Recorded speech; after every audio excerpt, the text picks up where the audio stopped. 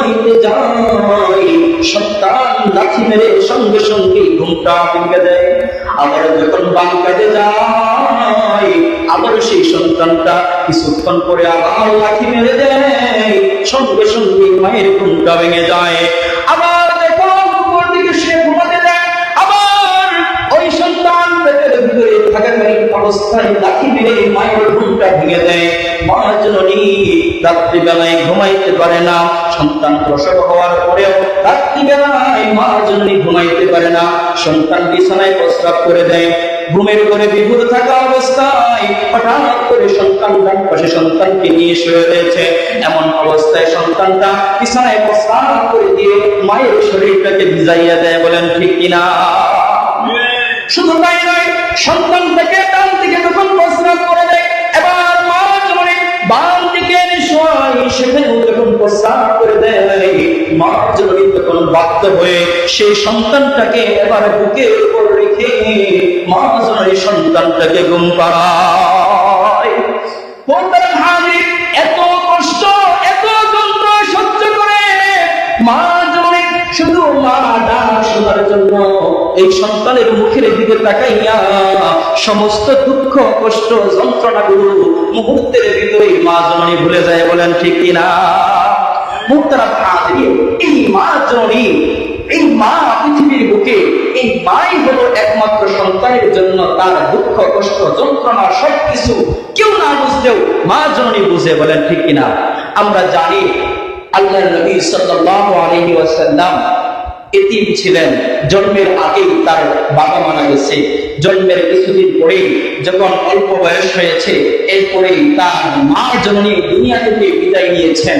মাও নাই, বাবাও নাই, এই সন্তানকে দুধ পান করাইছে তার দুধ মা হালিমাতুস সাদিয়া রাদিয়াল্লাহু তাআলা আনহা। এই হালিমা সাদিয়া যখন বৃদ্ধ অবস্থায় আল্লাহর নবী সাল্লাল্লাহু আলাইহি ওয়াসাল্লাম হঠাৎ একদিন তার সাথীদেরকে নিয়ে, সাহাবাদেরকে নিয়ে বসে রয়েছেন, এমন অবস্থায় দেখতে পারলেন দূর থেকে একটা মহিলা তার লাঠি দিয়ে ভর করে, কোমরটা বেঁকিয়ে লাঠি দিয়ে ভর করে আস্তে আস্তে আসতেছে, হেঁটে হেঁটে আসতেছে। আল্লাহর নবী সাল্লাল্লাহু আলাইহি ওয়াসাল্লাম দেখে চিনে ফেললেন। সঙ্গে সঙ্গে আল্লাহর নবী সাল্লাল্লাহু আলাইহি ওয়াসাল্লাম বসা থেকে দাঁড়িয়ে গেলেন। শুধু তাই নয়, শুধু তাই নয়, আল্লাহর নবী সাল্লাল্লাহু আলাইহি ওয়াসাল্লাম দৌড়াইয়া ওই মহিলার কাছে গেলেন। আল্লাহর নবী যখন দৌড়ানো শুরু করলো, পিছন দিক থেকে সাহাবায়ে কেরাম দৌড়ানো শুরু করলো।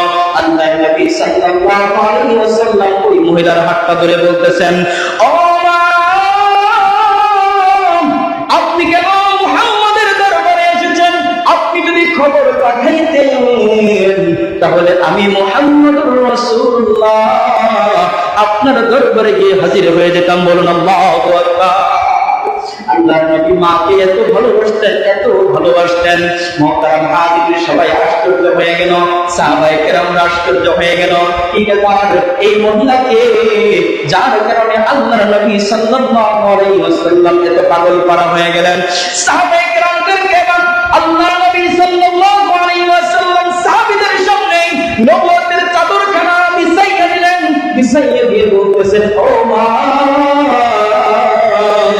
আপনি এই নবীর মুহাম্মদের এই নবুয়তি চাদরের উপর বসে যান। আপনার জুতা মুবারক খোলার প্রয়োজন নাই, আপনার এই জুতা মুবারক আমার চাদরের চাইতেও আরো দামি। বলুন আল্লাহু আকবার। মুহতারাম হাজিরিন, মায়ের ভালোবাসা থেকে, মায়ের ভালোবাসা থেকে বিশ্বনবী কতটুকু পরিমাণ মাকে ভালোবেসেছে। সাহাবায়ে কেরামরা জিজ্ঞাসা করলো, ইয়া রাসূলুল্লাহ, এই বৃদ্ধা মহিলাটাকে আজ পর্যন্ত কোনোদিন দেখি নাই, আপনি নবী মুহাম্মদুর রাসূলুল্লাহ কাহার জন্য আপনার দরবার থেকে দাঁড়িয়ে গিয়েছেন কিংবা সামনের দিকে অগ্রসর হয়েছেন? আজকে হঠাৎ দেখলাম আপনি শুধু দাঁড়ালেই না, বরং সামনের দিকে অগ্রসর হয়ে আপনার নবুয়তের সেই চাদরটা ওই মহিলার জন্য বিছাইয়া দিলেন।